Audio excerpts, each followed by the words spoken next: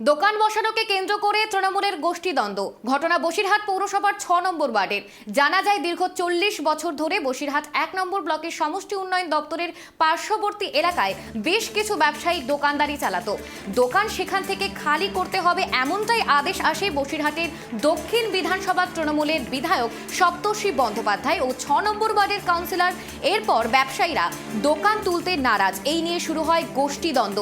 এই নিয়ে চাঞ্চল্য ছড়িয়েছে গোটা বসিরহাট জুড়ে।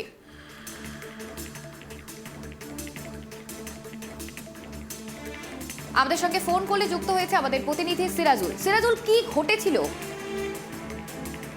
যেটা তোমাকে জানিয়ে রাখি, গতকাল রাত্রেবেলা হঠাৎ যে বসিরহাট টাউনের যে তৃণমূলের সভাপতি, সে একটি চায়ের দোকানে বসে চা খাচ্ছিল। হঠাৎই বসিরহাট পৌরসভার ৬ নম্বর ওয়ার্ডের কাউন্সিলর এবং কাউন্সিলরের স্বামী এবং বেশ কিছু মহিলা এবং লোকজন এবং কিছু দুষ্কৃতী এসে হঠাৎ তার উপরে চড়া হয়ে আক্রমণ করে এবং যে অভিজিৎ যে ঘোষ, যে টাউন সভাপতি, তিনি যে অভিযোগটা করছেন যে প্রকাশ্য পরিকল্পনা করে আমার উপরে হামলা করা হয়েছে।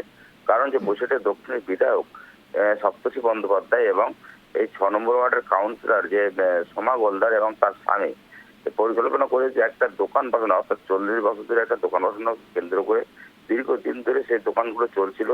ইদানিং করে সেই দোকানগুলোকে সপ্তর্ষি বন্দ্যোপাধ্যায় এবং ৬ নম্বর ওয়ার্ডের কাউন্সিলর এবং বিধায়ক তারা দোকানগুলোকে তুলে দিতে চায়।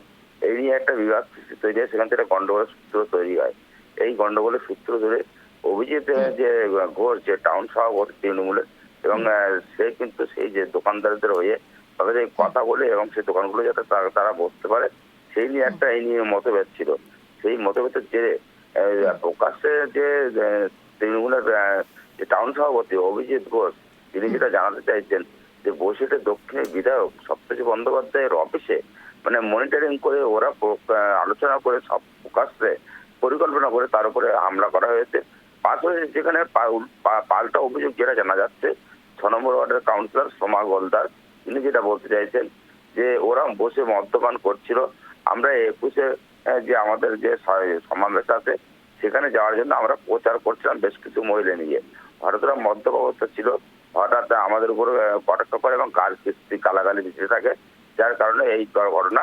এবং উভয় পক্ষের যে সোমা গোলদারের স্বামী যে অরিন্দম গোলদার, তিনিও কিন্তু হাসপাতালে শ্বাসকষ্টে ভর্তি হয়েছেন এবং সোমা গোলদারও কিন্তু বেশ কিছুটা আহত হয়েছেন।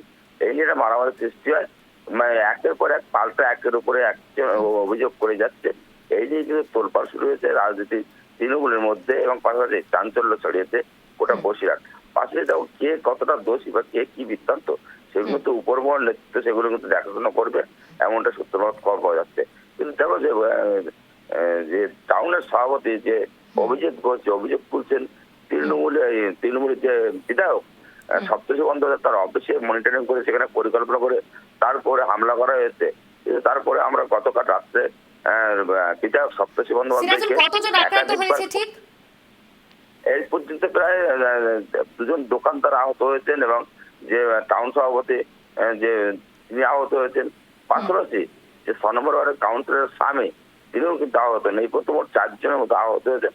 পাশাপাশি যে সপ্তর্ষি বন্দ্যোপাধ্যায়ের অভিযোগ জানানো হচ্ছে, আমরা কিন্তু সপ্তর্ষি বন্দ্যোপাধ্যায়ের সঙ্গে রাত্রেবেলা একাধিকবার যোগাযোগ করার চেষ্টা করি, যদিও আমরা কোনোভাবে যোগাযোগ করতে পারিনি। তার কারণে তার বক্তব্য আমরা কিছু জানতে পারিনি। তার কিন্তু অভিজিৎ বন্দ্যোপাধ্যায় ডক্টর সপ্তর্ষি তৃণমূলের যে বিধায়ক, তার উপরে ঢিল ছুড়ে দিয়েছেন এবং পাশাপাশি তিনি পিছন দিয়ে মদত দিয়ে এই গন্ডগোল পাকানোর চেষ্টা করছে বসিরহাট, এমনটা অভিযোগ করছে বসিরহাটের যে টাউন সভাপতি। এই ঘটনা ঘটার পরে যখন এই এলাকার বাসিন্দারা ছুটে এসে তড়িঘড়ি তাদেরকে উদ্ধার করে সেখান থেকে হসপিটালে নিয়ে গেলে সেখানে কিন্তু ঘটনাস্থলে হসপিটালে কিন্তু প্রচুর পরিমাণে পুলিশ সেখানে কিন্তু মোতায়েন করা ছিল এবং পাশাপাশি নতুন করে আবার যাতে উত্তেজনা না হয় তার জন্য পুলিশ কিন্তু টহল ছিল সারা রাত্রে। এখন সকালে যে সন্তময় পরিবেশ তৈরি হয়েছে বসিরহাটে, এখন দেখার বিষয় এর প্রতিফল কি হয় সেদিকটা আমাদের নজর থাকবে। ধন্যবাদ সিরাজুল তোমাকে।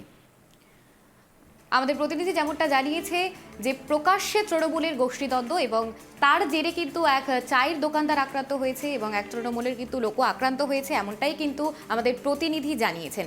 এবং পুলিশ প্রশাসনের ভূমিকাও কিন্তু লক্ষ্য করা গিয়েছে, এমনটাই কিন্তু জানিয়েছেন। এবং প্রকাশ্যে তৃণমূলের গোষ্ঠীদ্বন্দ্ব এবার বসিরহাটে প্রকাশ্যে তৃণমূলের গোষ্ঠীদ্বন্দ্ব হওয়াকে কেন্দ্র করে কিন্তু উত্তেজনা ছড়িয়েছে বসিরহাট জুড়ে।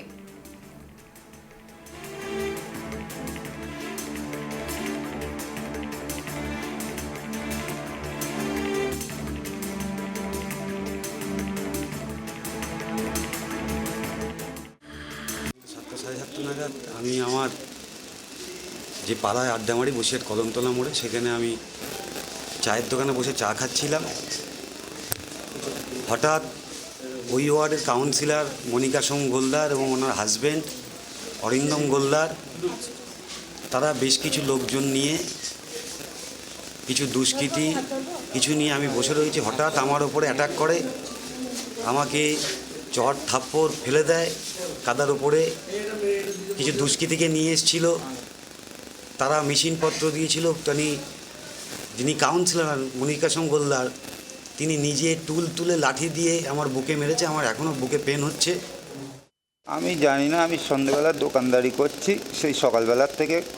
এবার হুট করে দেখলাম কজন দলবল নিয়ে আমাদের কাউন্সিলর মনিকা সোম গোলদার এবং তার হাজব্যান্ড অরিন্দম গোলদার ফট করে এসে বিভৎস লোকজন নিয়ে আমার দোকান ভাঙচুর করে, পাশে অভিজিৎ দা বসেছিল, অভিজিৎ দাকে বিভৎস ধরে মারধর করেছে। আমি ঠেকাতে গেলে আমাকেও মারধর করেছে এবং অকথ্য ভাষায় গালাগালি করেছে। কারা করলো?